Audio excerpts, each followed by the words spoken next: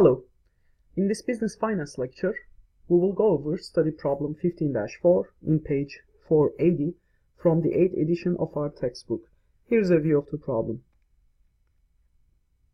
Let's go over some highlights from the problem. Paymaster Enterprises will finance its working capital needs with a short-term bank loan. The loan will carry a 12% interest paid in advance.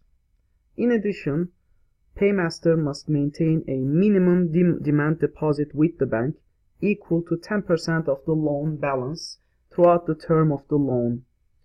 If Paymaster plans to borrow $100,000 for a 3-month period, what is the cost of this loan? Let's begin by calculating the interest expense.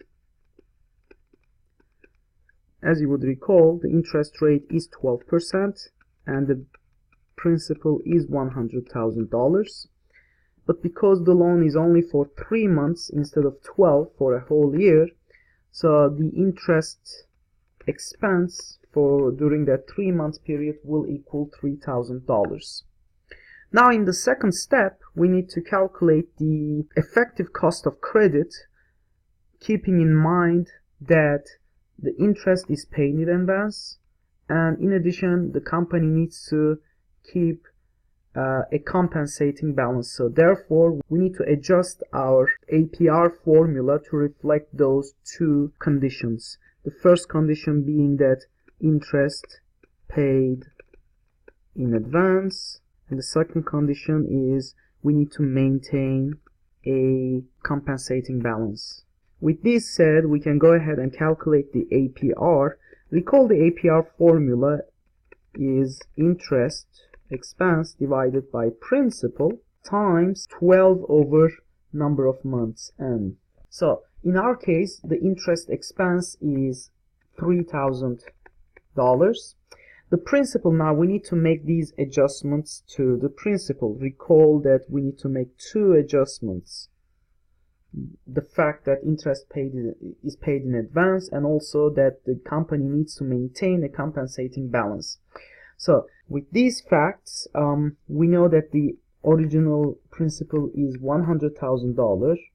However, we need to pay the $3,000 interest in advance, and in addition we need to maintain a $10,000 compensating balance, assuming that our company has no balance with the bank currently. That would be the case.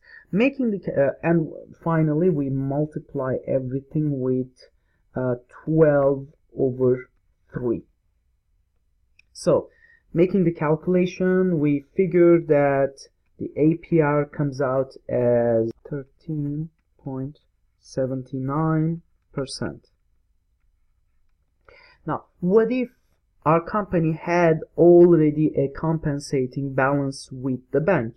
In that case, we would be removing this $10,000 from our denominator, from the denominator of the APR calculation, and in that case, the second condition wouldn't have been a binding restriction, and as such, when the company has sufficient funds,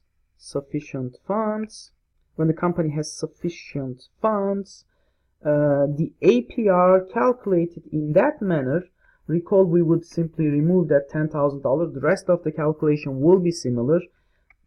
The APR will come out as 12.37%.